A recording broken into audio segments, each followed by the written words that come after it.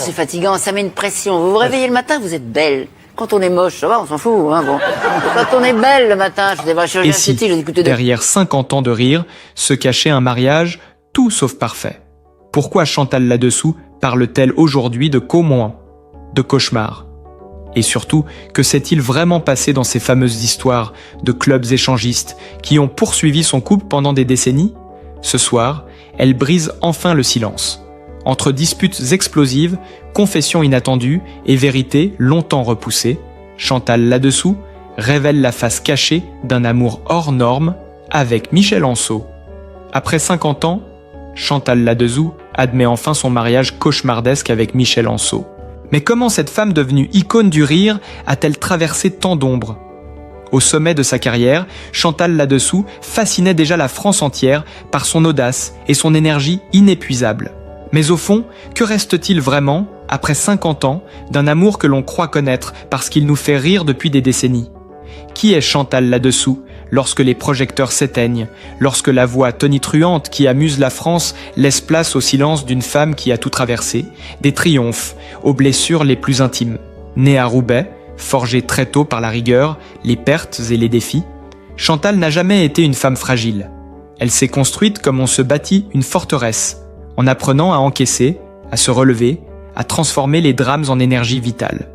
Très jeune déjà, lorsqu'elle perd sa mère dans un accident brutal, elle comprend que le monde n'épargne personne.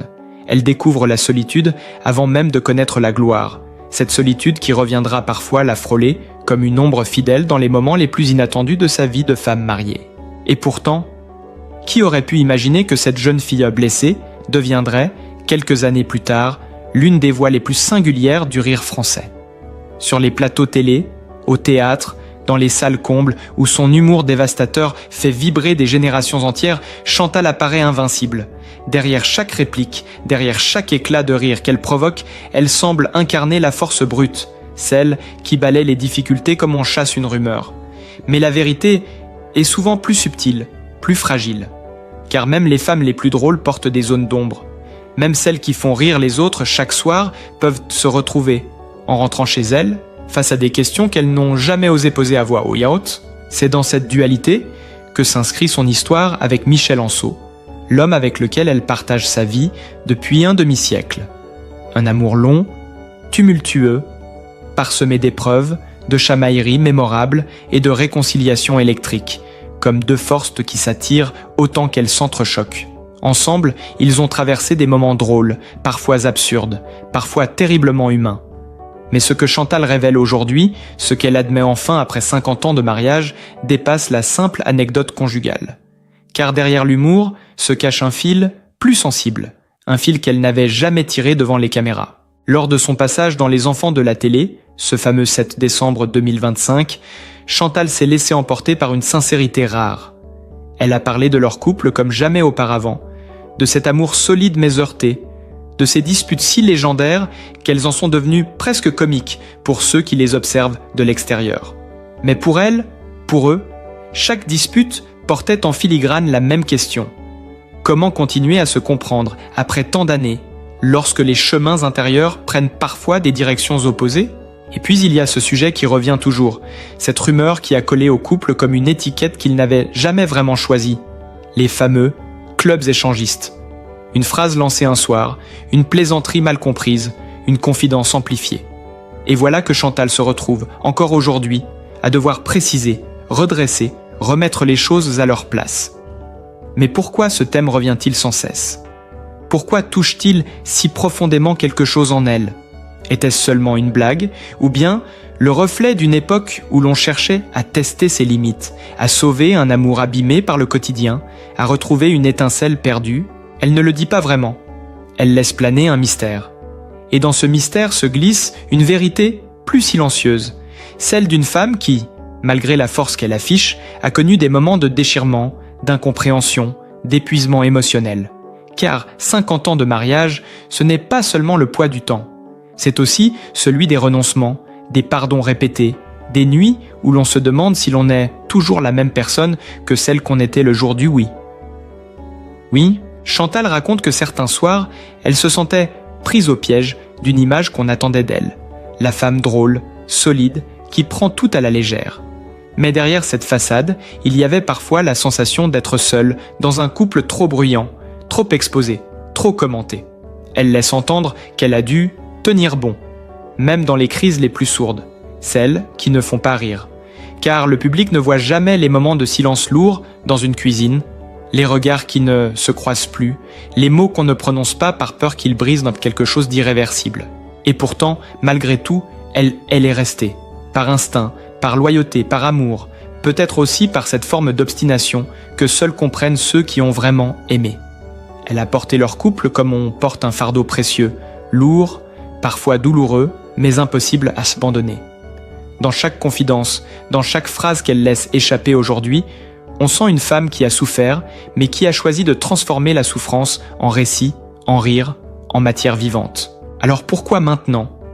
Pourquoi, après 50 ans, décide-t-elle soudain de lever un coin du voile ? Est-ce l'âge qui apporte une forme de lucidité nouvelle ? Est-ce le besoin de laisser une trace plus vraie, plus intime, avant que la vie ne fasse son travail ? Ou bien est-ce tout simplement le soulagement de pouvoir, enfin dire la vérité sans avoir peur du ridicule, sans devoir se cacher derrière une punchline ? Ce qui est certain, c'est qu'en ouvrant cette porte, Chantal nous invite à regarder autrement les histoires qui durent. Non pas comme des contes parfaits, mais comme des chemins cabossés, où chaque couple se bat pour rester debout. Et à travers ces mots, c'est peut-être nous qu'elle interroge. Qu'avons-nous accepté, enduré, réparé dans nos propres vies pour continuer d'aimer ? Et c'est justement là que tout bascule, là où le récit de Chantal prend une tournure que personne n'avait vraiment anticipée. Car derrière la comédienne solaire, derrière l'icône du rire, il existe des souvenirs qui brûlent encore, des images de vie conjugale si intenses qu'elles semblent arrachées à un film dramatique plutôt qu'à un quotidien ordinaire. Et cette scène de mariage qu'elle n'a jamais oubliée en est peut-être la plus saisissante, celle qui révèle à quel point l'amour peut parfois frôler la folie, l'excès, l'inconscience. C'était lors d'un tournage de Les Enfants de la télé, désormais présenté par Faustine Bollaert. Chantal arrive ce jour-là avec son énergie habituelle, cette énergie qui remplit instantanément le plateau. Mais derrière ces blagues, il y avait autre chose, une petite fragilité dans la voix, un éclat dans le regard qui disait qu'elle était prête à dire un morceau de vérité qu'elle avait longtemps gardé pour elle. Alors, lorsque l'animatrice lui demande d'évoquer les disputes légendaires avec Michel, Chantal inspire profondément. Elle sourit, mais un sourire qui tremble un peu, et elle lâche cette phrase étonnamment simple « Ça pouvait être très chaud, oui ». Un aveu presque murmuré, mais qui résonne comme une porte qu'on entr'ouvre sur un passé moins drôle qu'il n'y paraît. Faustine, amusée et curieuse, enchaîne alors sur cette rumeur folle qui circule depuis des années. Il paraît même que, quand vous étiez plus jeune, vous vous engueuliez en voiture et vous descendiez de la voiture. C'est à ce moment-là que le plateau retient son souffle. Chantal, elle, ne fuit pas la question. Elle ne la tourne pas en dérision. Non. Elle assume tout avec une franchise désarmante. Oui, j'ai déjà sauté de la voiture en marche. Je suis très souple, vous savez. La salle explose de surprise.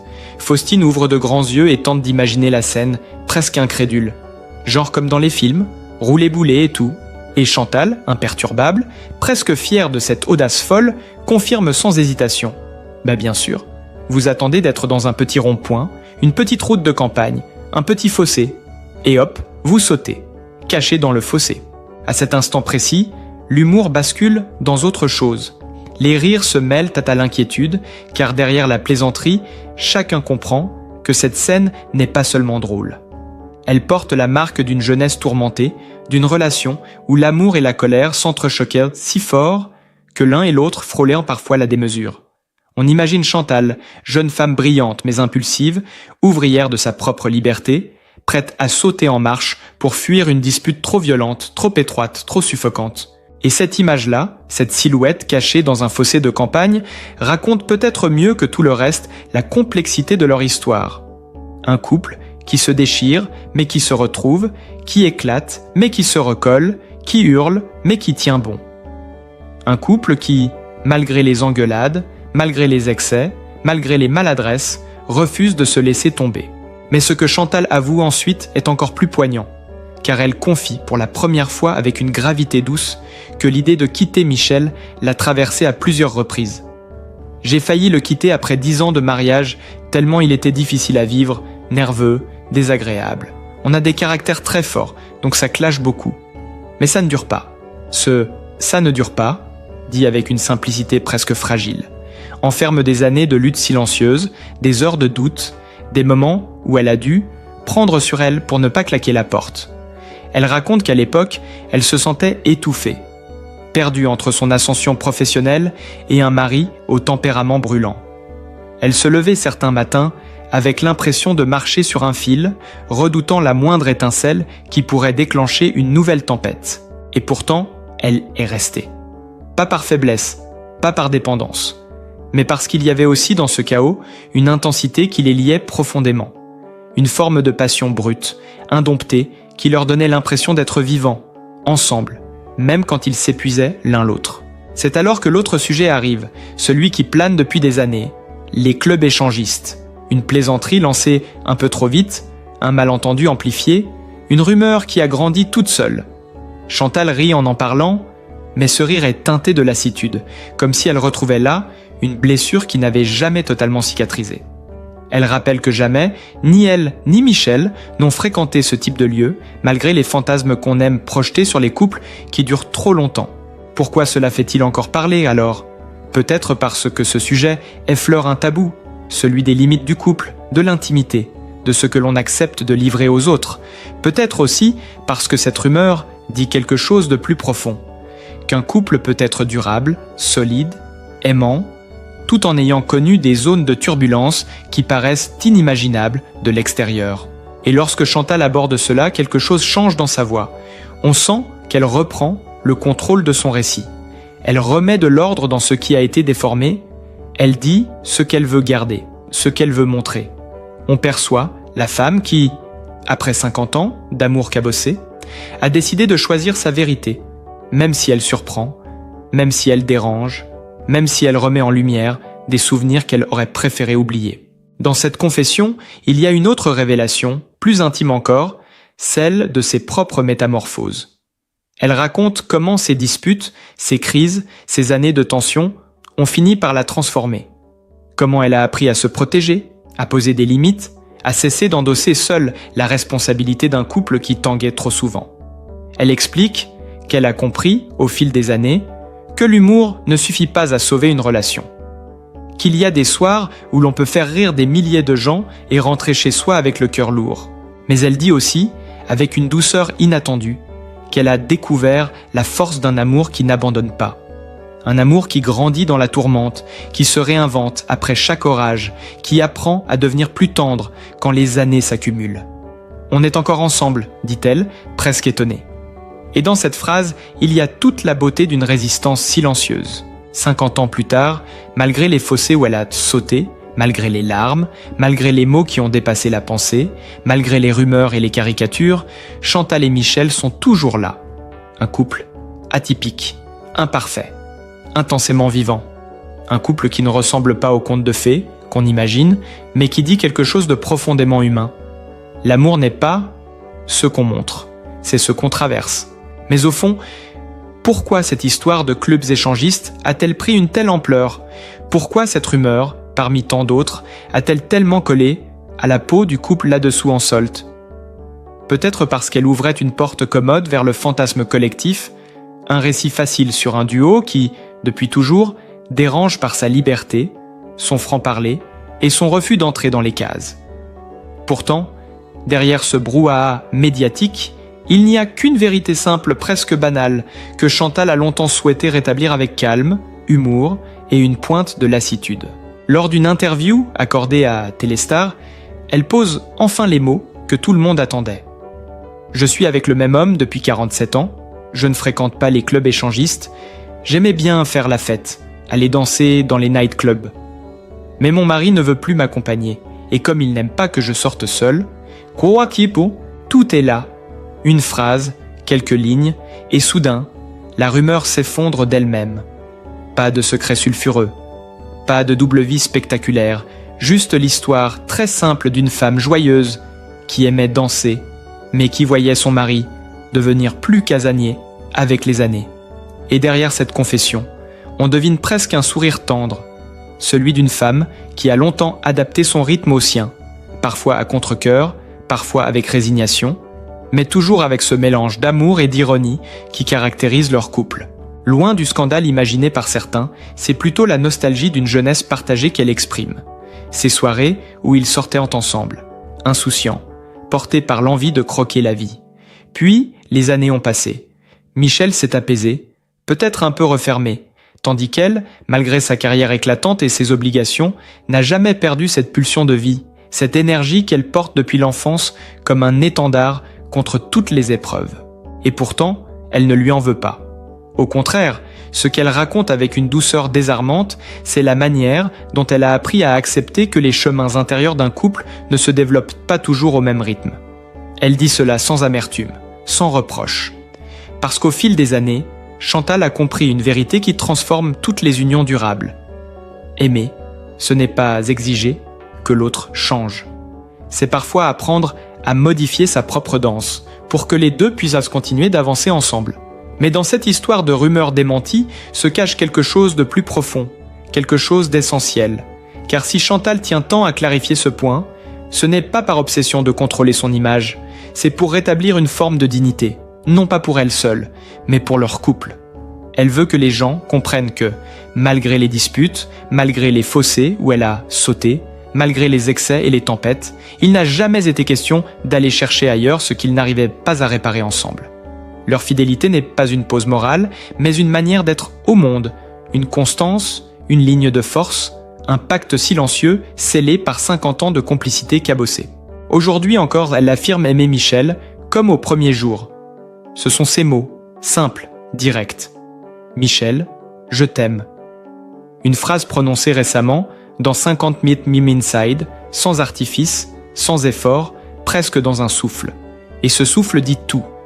Il dit la fatigue de certaines années, l'usure du temps, mais aussi la capacité inouïe qu'elle a eue de revenir à lui, encore et encore, même après les années les plus sombres. Car Chantal là-dessous n'est pas seulement une humoriste, elle est une survivante, une femme qui a traversé la perte, la solitude, la rage, la reconstruction, avant d'apprendre à accueillir l'amour, non pas comme une évidence, mais comme un travail, un chemin, un apprentissage permanent. Et c'est peut-être cela que son public perçoit chez elle. Cette humanité vibrante, cette capacité à rire de tout, sauf de ce qui compte vraiment. En évoquant les clubs échangistes, elle ne cherche pas à faire le buzz. Elle cherche à dire qu'un couple, c'est autre chose qu'une caricature. Que derrière chaque rumeur existe un être humain, une femme, un homme, et une histoire faite de choix parfois difficiles. Elle explique que, contrairement à ce qu'on pourrait croire, les années ne l'ont pas endurci. Elles l'ont poli, elles ont arrondi ses angles, adouci ses jugements, allégé ses colères. Et c'est là que l'on touche au cœur de sa transformation. Il fut un temps où elle aurait répondu à de telles rumeurs avec colère, impulsivité ou même provocation. Mais aujourd'hui, elle choisit une autre voie, celle de la nuance, de la sagesse, d'une forme de paix intérieure conquise au fil des décennies. Elle n'a plus besoin de se battre contre ce qui n'existe pas. Elle raconte, elle clarifie, puis elle laisse aller. Cette sérénité nouvelle, elle l'exprime surtout lorsqu'elle parle de Michel. Non plus comme l'homme avec qui elle s'engueulait en voiture, ni celui qu'elle a failli quitter après 10 ans de mariage, mais comme celui qui partage avec elle une mémoire commune, un paysage de vie que personne d'autre ne pourrait comprendre. Elle évoque leurs moments de réconciliation, leur rire après des disputes absurdes, la tendresse qui revient toujours, même après les crises les plus spectaculaires. Elle dit qu'aujourd'hui, elle voit leur amour autrement. Non plus comme quelque chose à défendre, à prouver, mais comme un souffle tranquille qui les relie. Elle parle de liberté retrouvée, non pas contre lui, mais avec lui. De cette impression que le couple n'est plus un champ de bataille, mais un refuge, un espace où chacun peut enfin être soi-même, sans peur de blesser ou d'être blessé. Dans ces mots se devine une philosophie de vie, une conviction profonde que l'on ne construit rien de durable en fuyant, mais en apprenant à regarder l'autre autrement. En acceptant que la passion n'a pas besoin d'être permanente pour être sincère. En comprenant que chaque crise, chaque rumeur, chaque déchirure peut aussi devenir une marche vers quelque chose de plus grand. La maturité, la tendresse, la compassion. Chantal n'idéalise rien. Elle sait que son histoire n'est pas parfaite. Mais c'est justement dans cette imperfection que réside sa beauté. Elle parle de leur union comme d'un vieux vêtement qu'on a longtemps porté. Un peu usé, parfois déformé, mais tellement confortable qu'on ne peut s'en séparer. Elle dit que l'amour, le vrai, ressemble à cela. Quelque chose qui se patine, qui se transforme, qui pardonne. Et à écouter Chantal aujourd'hui, on comprend qu'elle n'a jamais été aussi libre que maintenant. Libre de dire la vérité, libre de rire d'elle-même, libre de regarder 50 ans de vie commune sans regret, sans honte, sans peur, libre surtout de dire « Oui, nous avons traversé des orages, oui, nous avons été caricaturés, mais nous avons tenu, et nous nous aimons encore. » Et peut-être qu'au fond, l'histoire de Chantal et Michel nous touche autant parce qu'elle nous renvoie à nos propres contradictions, à ces chemins que l'on parcourt sans toujours savoir où ils nous mèneront, mais que l'on continue d'emprunter parce qu'on y a déposé trop de fragments de soi pour faire demi-tour. À l'écouter parler aujourd'hui, il y a quelque chose d'apaisé, presque de lumineux, comme si toutes les tempêtes n'avaient été que des étapes nécessaires vers une forme de clarté intérieure. Elle dit qu'elle aime encore son mari, comme au premier jour. Mais ce n'est sans doute pas le même amour. Il est moins spectaculaire, moins fougueux peut-être, mais plus profond, plus enraciné, plus vrai. C'est un amour qui a appris la patience, qui a traversé des colères sans se déliter, qui a survécu aux incompréhensions, aux rumeurs, aux blessures et aux maladresses. Un amour qui ne se prouve plus, mais qui se vit, simplement. Dans sa voix, dans son regard, dans ses silences même, on devine qu'elle ne cherche plus à convaincre qui que ce soit. Elle raconte parce que cela lui fait du bien. Elle clarifie parce que cela la libère. Elle se confie parce qu'après 50 ans, il n'y a plus rien à cacher, plus rien à justifier. Seulement la possibilité précieuse de dire « Voilà qui nous sommes, voilà ce que nous avons traversé, voilà ce qui reste. » Et ce qui reste, ce n'est pas la violence des disputes, ni la folie des sauts en marche, ni les rumeurs infondées. Ce qui reste, c'est une tendresse tenace, une fidélité non pas idéalisée mais vécue, éprouvée, consolidée par l'épreuve du réel. Ce qui reste, c'est la capacité d'une femme à se réinventer au cœur même de sa vie de couple, à embrasser ses propres fragilités, à accepter que l'autre ne sera jamais parfait, mais qu'il peut être, malgré tout, l'unique compagnon de route possible. Chantal là-dessous est aujourd'hui une femme apaisée, et cela se voit. Elle parle de son mariage non pas comme d'un parcours héroïque, mais comme d'un long voyage fait de détours, de virages serrés, de haltes nécessaires et de redémarrages parfois hésitants. Elle rappelle, sans jamais s'en vanter, que durer est une victoire en soi, que l'amour n'a pas besoin d'être spectaculaire pour être grand, que la stabilité peut être une forme de beauté. Et peut-être que c'est cela, la véritable leçon qu'elle nous offre. Apprendre à regarder nos relations, non pas comme des récits parfaits, mais comme des œuvres vivantes, sculptées par le temps, par les erreurs, par les pardons. Comprendre que l'amour n'est jamais figé, qu'il respire, qu'il s'altère, qu'il se reconstruit, qu'il exige parfois du courage, parfois du recul, parfois du lâcher-prise. Dans le sourire qu'elle adresse aujourd'hui à Michel, il y a une forme de reconnaissance silencieuse. La reconnaissance pour ce qu'ils ont traversé, pour ce qui n'a pas été dit, pour ce qui a été réparé sans bruit. La reconnaissance, surtout Talia, d'avoir trouvé dans cette vie, à deux, un espace où, malgré les chaos, elle a pu devenir elle-même. Une femme forte, drôle, vibrante, mais aussi sensible, lucide, profondément humaine. Alors, tandis que son récit s'achève, il reste dans l'air une douceur, un calme rare. On a l'impression d'avoir accompagné un couple jusqu'au seuil de sa vérité la plus intime, d'avoir compris que derrière les éclats jaunes de rire, derrière la voix puissante, derrière les aveux parfois tonitruants, il existe une femme qui a appris à aimer autrement, à aimer mieux, à aimer sans se perdre. Et peut-être que chacun d'entre nous, en écoutant son histoire, retrouve un morceau de la sienne, une dispute passée, un choix difficile, une réconciliation inattendue, une seconde chance offerte au bon moment. Car oui, les unions longues ne sont jamais parfaites, mais elles portent en elles une beauté que seuls les cœurs patients peuvent comprendre. Si cette histoire vous a touché, si vous avez reconnu dans le parcours de Chantal là-dessous un écho à vos propres chemins amoureux, n'hésitez pas à nous le dire. Laissez un commentaire, partagez votre ressenti, Racontez vos expériences, vos doutes, vos victoires silencieuses. Et si vous souhaitez continuer à découvrir des récits aussi humains, aussi sincères, pensez à liker cette vidéo, à vous abonner et à activer la cloche. Votre soutien nous permet de donner vie à ces histoires qui nous rassemblent, qui nous éveillent et qui parfois nous apaisent. Merci d'avoir été là, merci d'avoir écouté. À très bientôt pour une nouvelle rencontre, une nouvelle histoire, un nouveau souffle.